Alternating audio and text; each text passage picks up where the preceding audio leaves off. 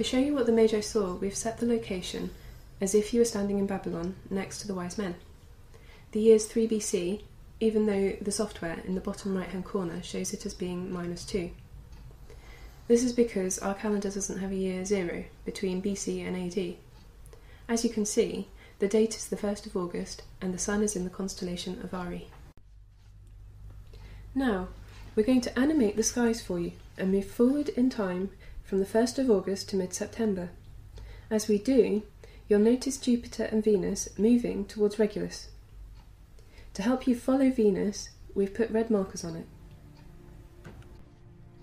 As you can see, Venus moves much faster, but if you watch carefully, on the 11th of August, Venus and Jupiter join, and they form what appears to be a very bright double star, a combination of planets representing the Messiah and the righteous King.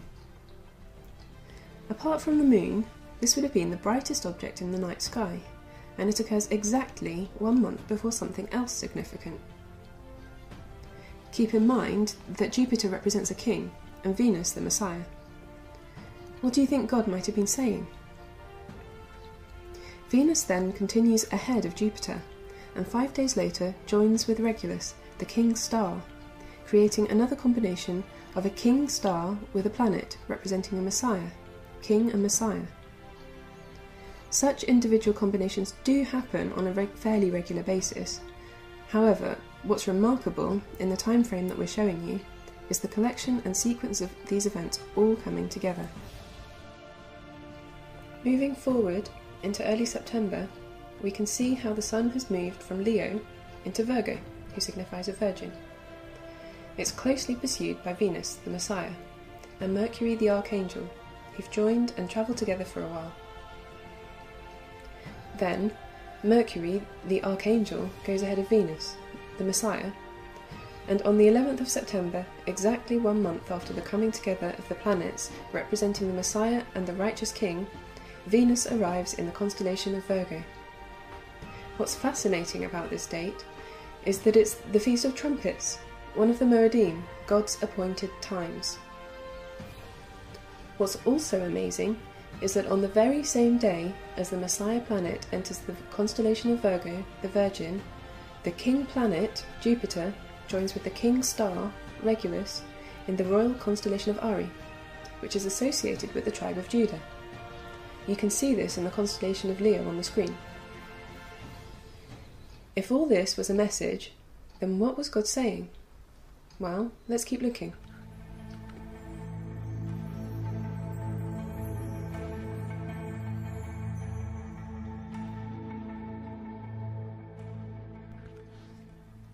The prophecy in Isaiah says that the Son will be born of the Virgin and will be called Emmanuel, meaning God with us. And this phrase, God with us, is associated with one of the Moedim, which always begins 15 days after the Feast of Trumpets. It's called the Feast of Tabernacles, a feast during which God's people celebrate God dwelling with man. So, let's look at what happened during the Feast of Tabernacles in 3 BC. That year it began on the 26th of September, and on the 3rd day of the feast, the 29th, something interesting happened. When you look at the overlaid artwork for the constellation of Virgo, you should note it doesn't align properly with the actual pattern of the stars. This is a software issue. However, can you see the bright star below the artwork with the label Spicer? If you look above it, you'll see a star next to the V of the label Virgo. These two stars represent the women's hips. On the 3rd day of the Feast of Tabernacles in 3 BC, the planet representing the Messiah passed between these two stars, through what was, in effect, the birth canal of the Virgin. Incredibly, the Messiah, who was to be called Emmanuel, meaning God with us, was actually born on the 29th of September, during the feast when God's people were celebrating God dwelling with man. But this amazing story, being played out in the heavens, didn't stop there.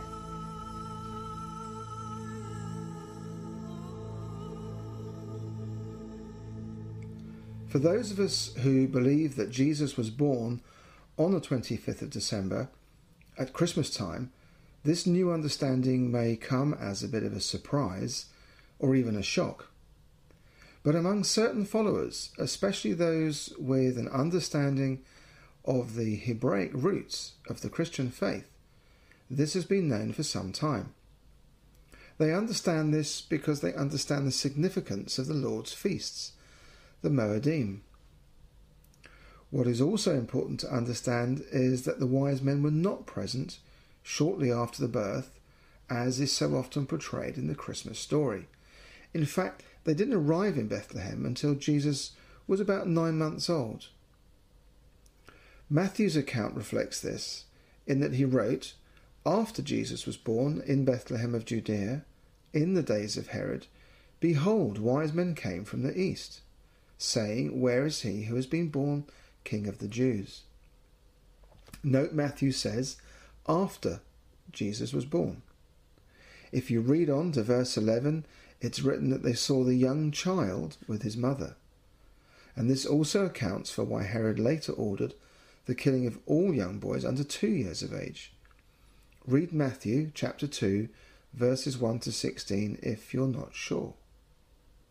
And the Star of Bethlehem, which you're also going to see in a few moments, didn't appear until June 2 BC, about 9 months after the birth in September 3 BC. And this correlates with the scriptures telling us that the wise men saw him as a young child. So let's watch the heavens and see what happens between the Feast of Trumpets through to June the following year.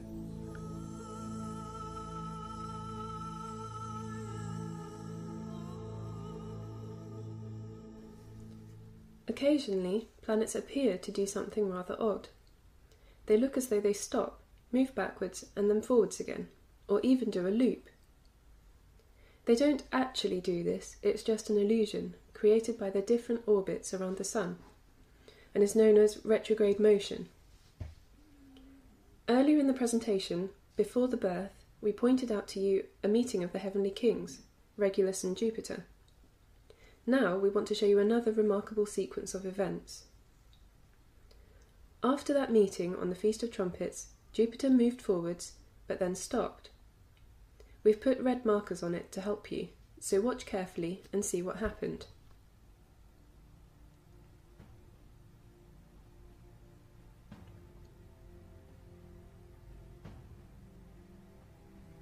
You can see how Jupiter appeared to stop. Now it goes back to meet with Regulus a second time.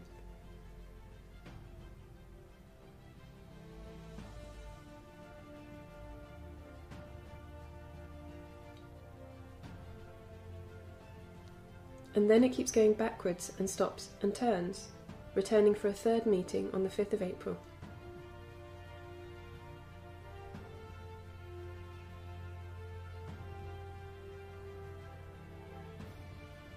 So 3 times in 7 months, the king planet met with the king star in the royal constellation of Ari.